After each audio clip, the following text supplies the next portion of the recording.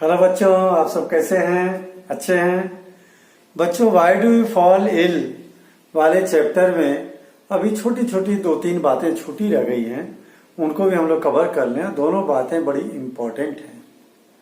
इनमें सबसे पहले आ रही बात इम्यूनिटी की बात करते हैं। What is immunity?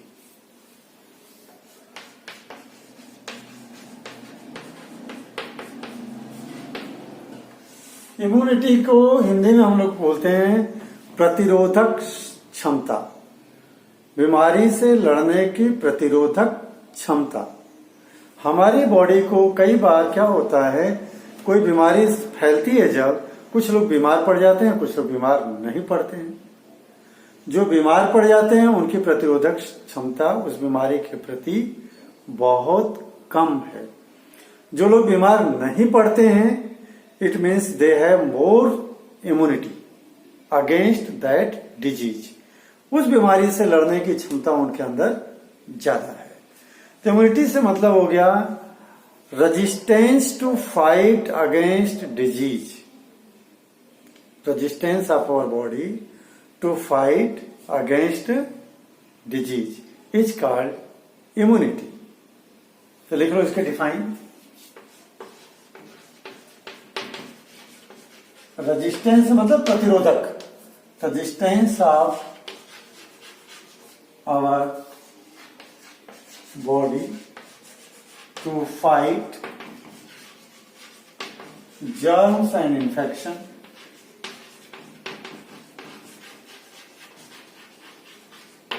जर्म्स और इन्फेक्शन क्या करते हैं? डिजीज करते हैं। डिजीजेज इज कॉल्ड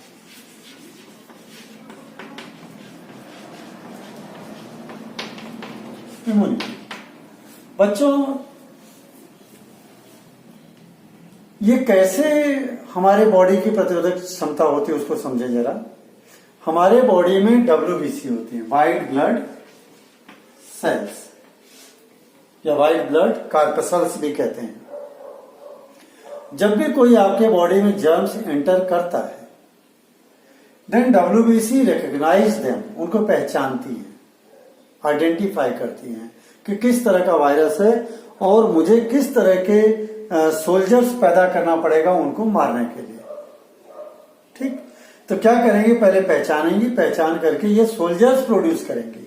उन सोल्जर्स को हम कहते हैं antibodies. Produce antibodies.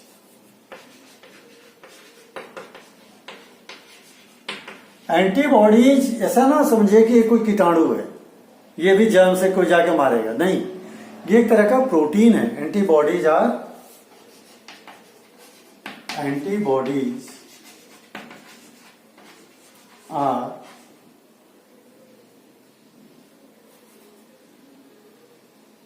a kind of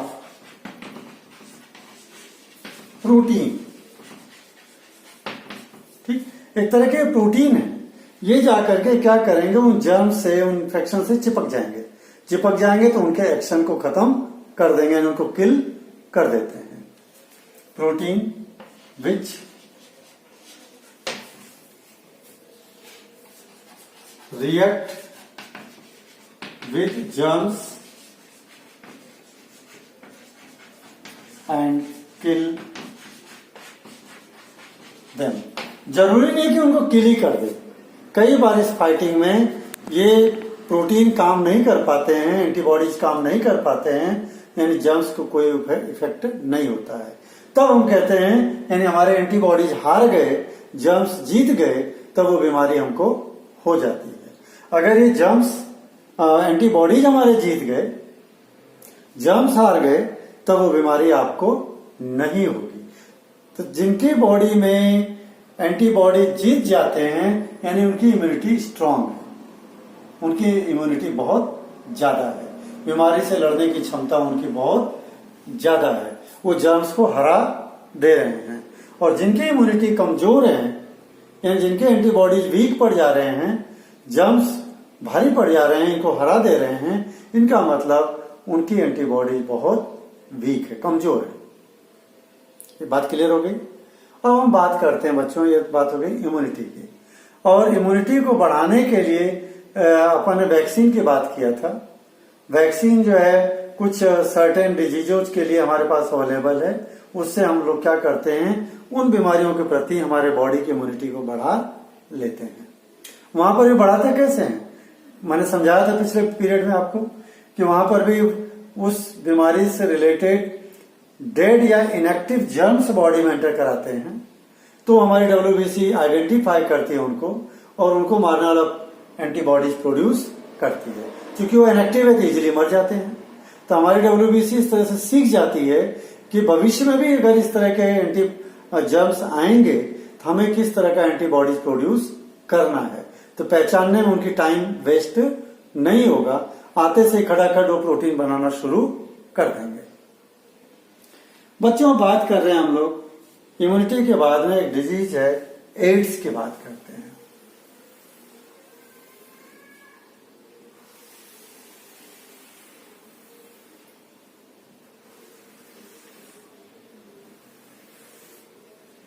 बहुत ही जरूरी है एड्स को समझना, इसके ऊपर क्वेश्चन कई बार आया हुआ है।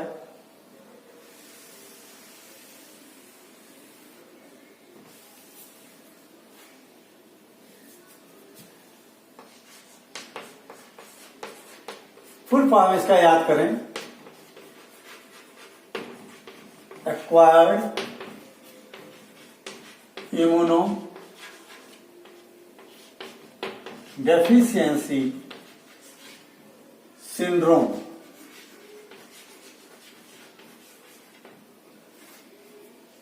देखें, एक्वायर्ड इम्यूनो डेफिशिएंसी सिंड्रोम, इस बीमारी का इसके नाम में ही मीनिंग छुपा हुआ है।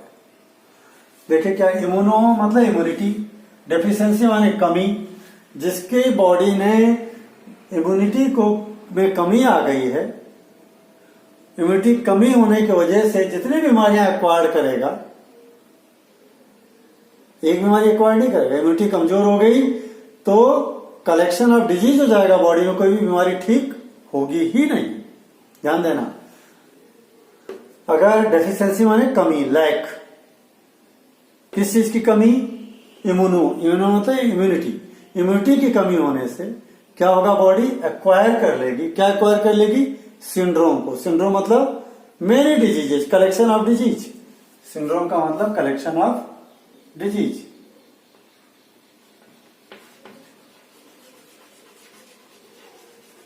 कलेक्शन ऑफ डिजीज, बीमारियों की कमी, ठीक है। सिंड्रोम, तो acquired immunodeficiency syndrome, syndrome means collection of disease, बीमारियों का मतलब कई ग्रुप।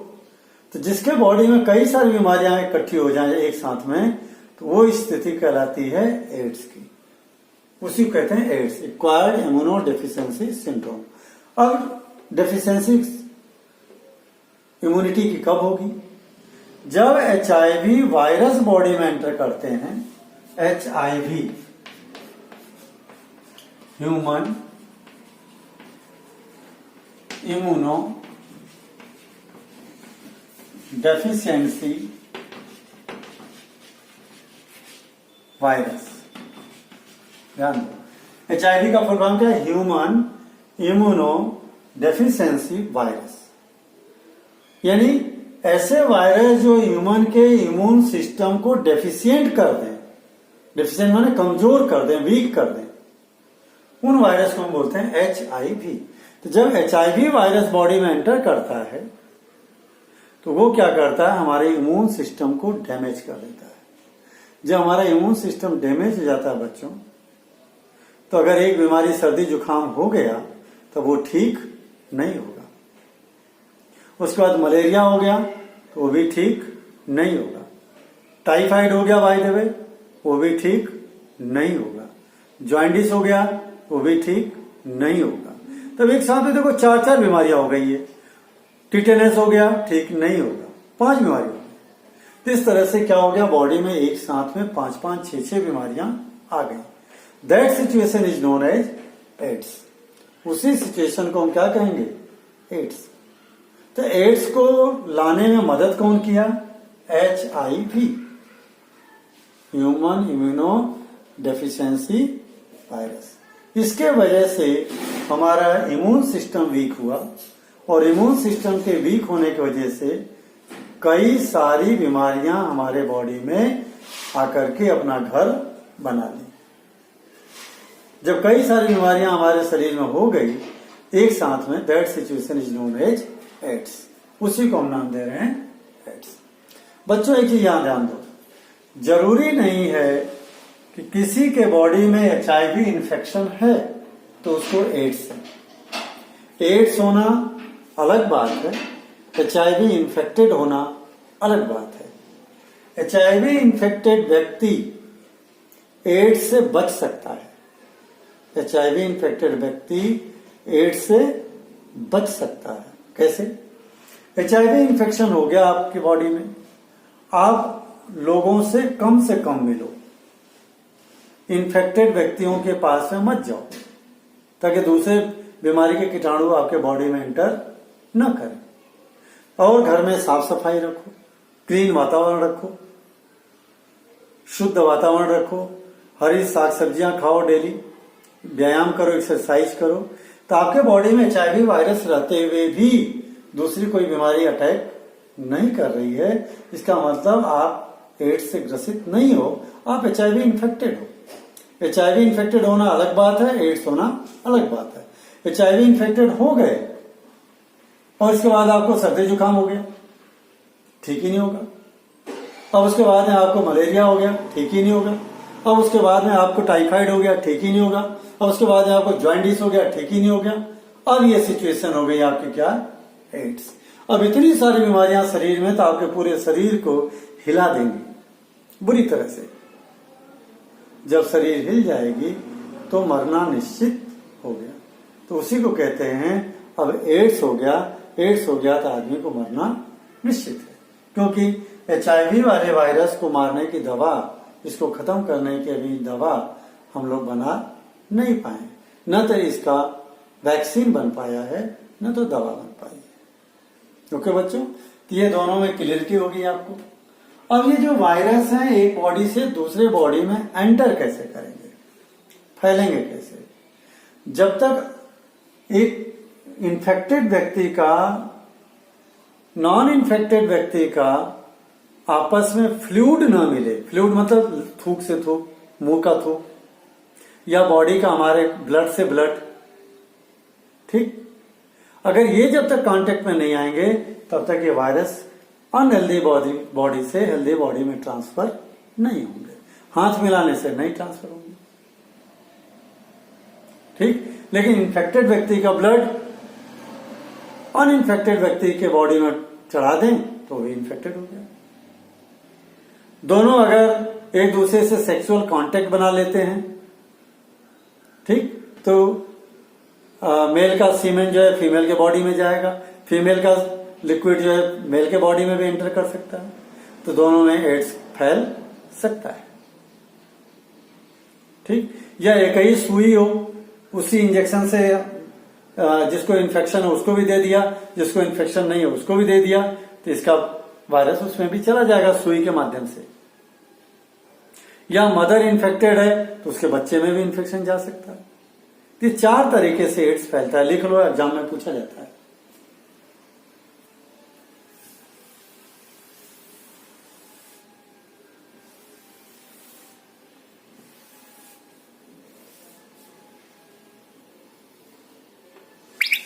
देखो,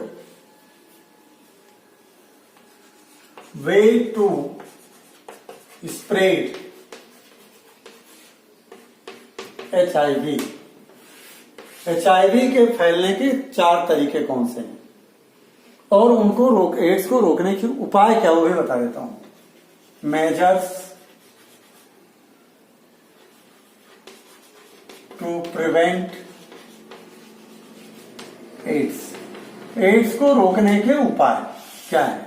कि जो फैलने के तरीके उसी का उल्टा कर देंगे तो उसको रोकने का उपाय आ गया। जैसे number 1, transfusion of infected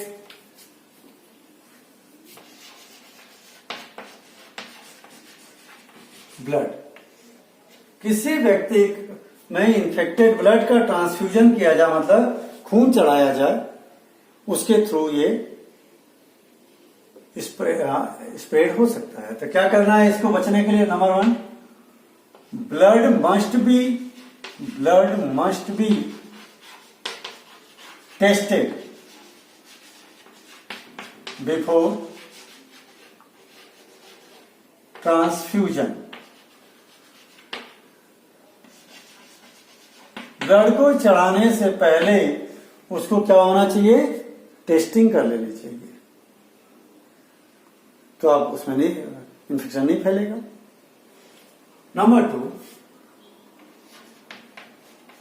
by unsafe sexual contact. Unsafe sexual contact करते हैं तो उससे भी एड्स के वायरस एक बॉडी से दूसरे में जा सकते हैं। तो इसके लिए उपाय क्या है? Do safe sexual contact.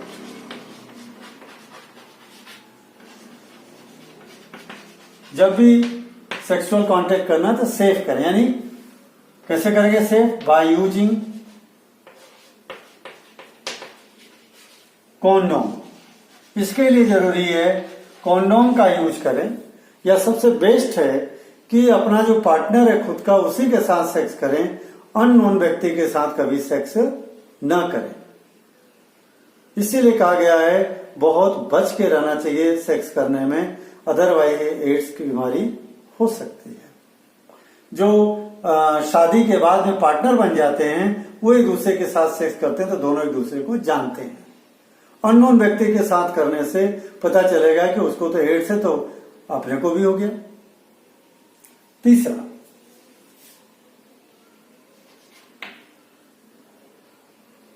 Blood का हो गया, सेक्सुअल कांटेक्ट हो गया। From infected mother to her baby. अगर मदर इन्फेक्टेड है तो उसके बेबी में भी हो सकता है। इसके लिए क्या हो जाना चाहिए? मदर मस्ट बी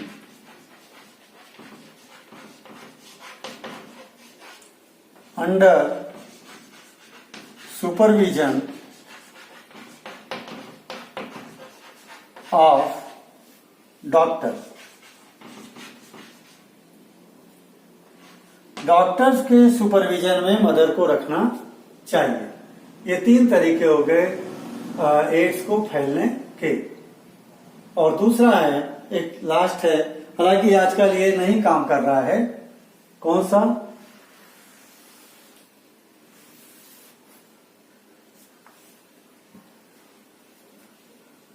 चौथा, थ्रू इन्फेक्टेड सिरिंज।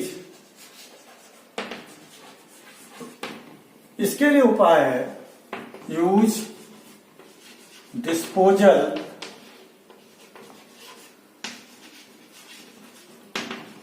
सिरिंज। एक ही सुई से सबको इंजेक्शन नहीं लगाना चाहिए। बच्चों आपको पता नहीं होगा, अब तो डिस्पोजल सिरिंज मिल रही बाजार में। हम लोग जब छोटे थे हमें अच्छे से याद है, हमारे गांव में जब डॉक्टर आते थे तो 8-10 मरीज गांव के देखने हैं तो सबके लिए उनके पास एक ही सुई होती थी कांच की। और बहुत करते थे, थोड़ा गर्म पानी करवा लेते थे घर में, उसमें धो लेते थे इंजेक्शन को, फिर लेकर के एक मरीज को दे दिए, दूसरे को धो के दे दिए।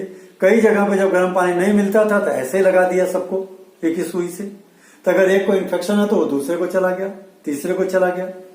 इस तरह से ये बीमारी फैलते थे, इसलिए ये चौथा मेथड भी लिखा गया है। लेकिन अब आजकल शुक्र है बहुत सस्ती 4 रुपए, 4.5, 5 रुपए में डिस्पोजल सिरिंज आती है।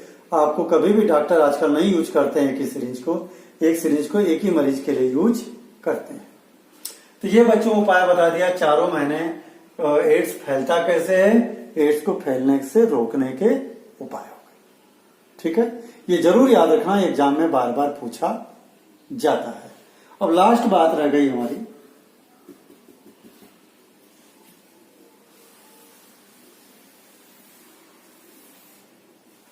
थोड़ा सा बात करेंगे डिस्कवरी ऑफ एड्स के ऊपर, सॉरी डिस्कवरी ऑफ वैक्सीन। हम लोग बात कर रहे थे कि discovery of vaccine, discovery of vaccine कब हुई। शुरू में हमारे यहाँ पे वैक्सीन नहीं थी। पहले कोई भी बीमारी आती थी, स्मॉल पॉक्स आती थी, पूरे गांव भर के लोगों को होती थी, सभी लोग इन्फेक्टेड हो जाते थे। कुछ कुछ बीमारियां ऐसी होती थी जो सभी महामारी के रूप में आती थी, जैसे अभी आपको कोविड-19 आ रखा है। तो बच्चों, डिस्कवरी ऑफ वैक्सीन जब हुई, इसके लिए एडवर्ड जेनर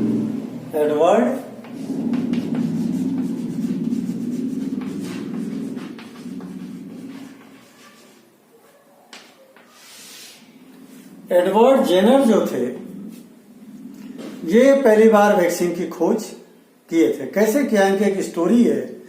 इनके जो गांव था, उस गांव में सब लोगों को जो है स्मॉल पॉक्स हुआ, सब बच्चों को। लेकिन उनके घर पे जो मिल्क मैड आता था, दूध देने के लिए आता था, उसके बॉडी पे काउ पॉक्स हो रखे थे, लेकिन उसको कोई इन्फेक्शन का कोई सिम्टम्स नहीं था, न तो फीवर था, न तो बॉडी पेन थी। तो इससे जो है इनके दिमाग में एक बात ये आई कि इसको काउ पॉक्स हो रखा है, इसको जो है स्मॉल पॉक्स भी नहीं हुए हैं और प्लस कोई सिम्टम्स भी नहीं है इसको, इसका रीजन क्या। तो उससे उन्होंने पूछा मिल्कमैन से कि क्या तुम्हारे घर में जहां दूध लेते हो, काऊ वगैरह जो है, काऊ के भी ऐसे पॉक्स हुए थे क्या। उसने बोला बहुत साल पहले काऊ को भी पॉक्स हुए थे ऐसा। तो उनके दिमाग में आया कि जब इसके काऊ को हुए थे तो काऊ की बॉडी से इसके बॉडी में इसके वायरस आए होंगे, तो इसके बॉडी के जो WBC है उन वायरस से लड़ने की टेक्निक सीख गई। अभी भी जब वापस काऊ पॉक्स हुआ इसको, तो ये जो है उससे फाइट करके उसके सिम्टम्स से बच गया। और अभी स्मॉल पॉक्स पूरे गांव में फैला हुआ और इसको नहीं हो रहा कुछ भी खबर। तो उन्होंने क्या किया, डेड और इनएक्टिव वायरस लिए काऊ पॉक्स के और लेकर के अपने बेटे के ही बॉडी में इंट्रोड्यूस किया। उसका बेटा हेल्दी था उस समय तक, उसको स्मॉल पॉक्स नहीं हुआ था। इंट्रोड्यूस कर दिया तो देखा उन्होंने, उनके बेटे को फिर स्मॉल पॉक्स हुआ नहीं। तो उनके समझ में आया कि अगर जो जो बीमारियां होती हैं उनके डेड वायरस अगर हम बॉडी में इंट्रोड्यूस कर दें तो उससे जो है हमारी बॉडी सीख जाएगी कि इस वायरस से लड़ना कैसे है। इस तरह से वैक्सीन की डिस्कवरी का जो है क्रेडिट किसको जाता है, एडवर्ड जेनर को। बाद में उन्होंने इसके ऊपर बहुत सारा काम किया और बहुत सारी चीजों को डिस्कवर किया बच्चों। इसके बाद दो प्रोटोजोआ बच्चों, उनके बारे में बता दो। हमारे बुक में डायग्राम दिया है, कई बार 1 मार्क्स के क्वेश्चन में आते हैं। प्रोटोजोआ ट्रिपेनोसोमा, ये जो है बीमारी करता है जो है स्लीपिंग सिकनेस की,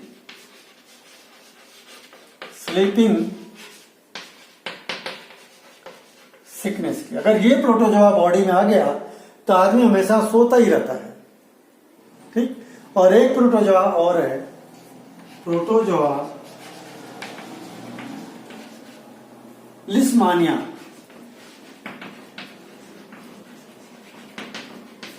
ये बीमारी करता है काला अजय, बहुत तेज हाई फीवर आएगा, उल्टी होगी, आदमी कई बार इसमें मर भी जाते हैं। तो ये दोनों प्रोटोजोआ के बारे में बताया, ये दोनों मॉस्किटो से ही फैलते हैं भी। इनका नाम याद करेंगे, ट्रिपेनोसोमा और लिस्मानिया, स्लीपिंग सिकनेस और काला अजय की बीमारी करते हैं बच्चों। ये दोनों प्रोटोजोआ को बिलोंग करते हैं। इसके साथ में हमारा जो टॉपिक है, चैप्टर है, वो खत्म होता है बच्चों। Okay, have a good day.